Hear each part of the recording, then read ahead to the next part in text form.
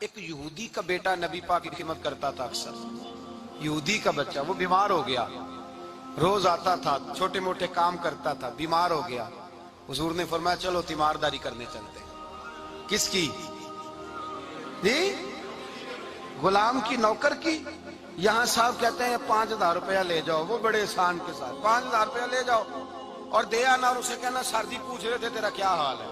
وہ بات ختم ہو گئی. حضور بنفس نفیس گئے اور غریب کا گھر تھا. وہ یہودی باہر نکلا جس کا بیٹا بیمار تھا, تو کہتا جب دروازے پہ میں نے مسلمانوں کے نبی کو کھڑے دیکھا تو میرے پیروں تلے زمین ہی نکل گئی.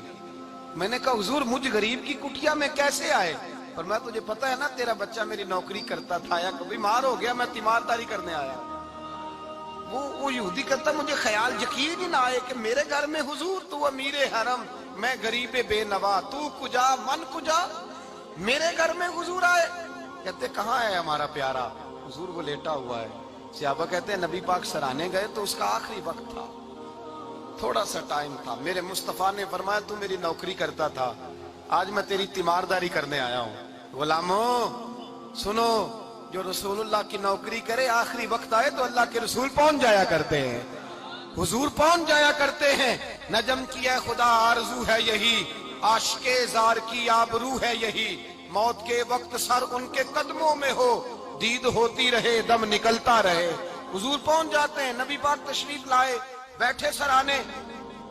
حضور نے جب اپنا برف سے ٹھنڈا اور کستوری سے زیادہ خوشبو والا ہاتھ اس کے بالوں میں پھیرا, آنکھیں کھولی, حضور نے فرمایا چل کلمہ پڑھ جا, چل میرا کلمہ پڑھ جا. ساری دنیا در رسول پہ آ کے کلمہ پڑھے اور حضور اسے کلمہ پڑھانے گھر تشریف لے گئے.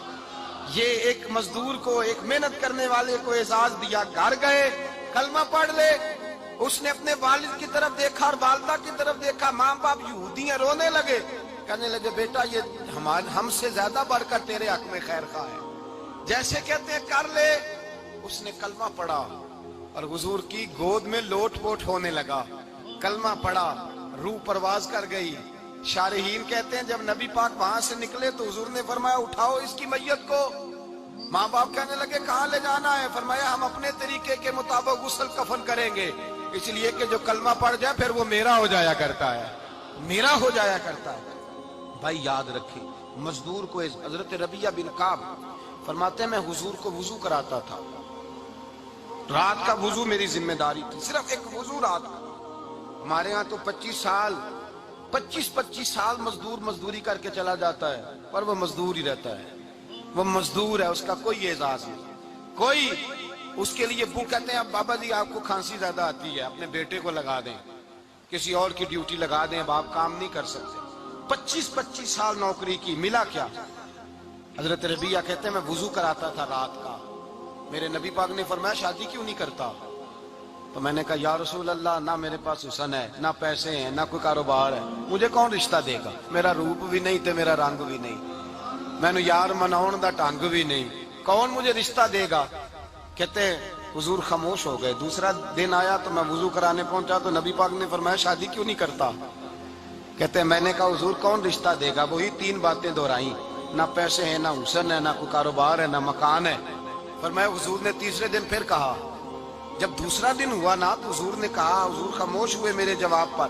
میں نے کہا یار اتنا بیوقوف ہوں, حضور روز پوچھتے ہیں اور میں جواب ہی نہیں دیتا. کہتے ہیں تیسرے دن میں نے ارادہ کیا آج نبی پاک پوچھیں گے تو میں کہوں گا حضور جیسے دل کرتا ویسے ہی کرا دیں. کہتے ہیں تیسرے دن میں گیا, سارا وضو کرا لیا, پر نبی پاک نے پوچھا ہی نہیں. میں ارادہ کر کے گیا تھا کہ آج پوچھیں گے تو بتا دوں گا, حضور نے پوچھا ہی نہیں. فرماتے ہیں وضو مکمل ہو گیا, میں دروازے تک چلا گیا تو مصطفیٰ نے آواز دی.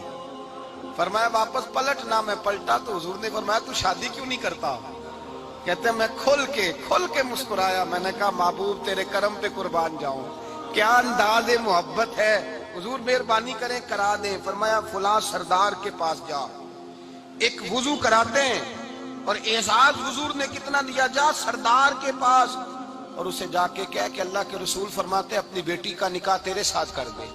فرماتے میں گیا, ماں باپ کو بڑی فکر ہوتی ہے بیٹیوں کی. وہ کہنے لگا میں شام کو خود نبی پاک کی بارگاہ میں آؤں گا, کہتے میں باہر نکلنے لگا تو وہ بچی پردے کی اوٹ سے بولی, کہنے لگی غلام ٹھہر جا, ابا جی آپ کو میری فکر ہے, اماں جی میری فکر ہے, میری فکر نہ کریں اور یہ نہ دیکھیں آیا کون ہے, یہ دیکھیں بھیجا کس نے ہے. آپ مجھے حوالے کریں نبی پاک کے, حضور کے حوالے کریں, اللہ رسول مجھے کبھی ضائع نہیں کریں گے. حضرت ربیہ کہتے ہیں حضور نے میری شادی کا بندوبست کیا. حضرت بریدہ اسلمی سے کہا کہ تو اس کے لیے کھجور کی گٹھلی کے برابر سونا لا. حضرت حارثہ بن نعمان سے کہا تو اس کے لیے ایک کمرے کا اجرے کا بندوبست کر. حضرت عثمان غنی سے کہا تو نے ولیمہ کرانا اس کا. فرمایا میں تو تھوڑی نوکری کرتا تھا, مصطفیٰ نے ساری زندگی کا ہی بندوبست فرما دیا. یہ مزدور کے ساتھ حضور کا انداز ہے. پہلے میں نے شروع میں کہا کہ مزدور اس بات کو سمجھتا ہی نہیں کہ اس کا مقام کتنا, وہ اس بات کو جانتا ہی نہیں اللہ نے اسے اعزاز کتنا دیا ہے. ملت کا جوان سب سے پہلے تو کبھی کسی کی جیب کی طرف نہ دیکھے. اور یہ بات یاد رکھ لیں, درجنوں بزرگوں کے ارشادات کی روشنی میں ایک موٹی بات بیان کر رہا ہوں. توجہ ہے میری بات پر؟ جس کی توجہ دوسروں کی جیب پہ ہوتی ہے وہ رسوا ہو جاتا ہے.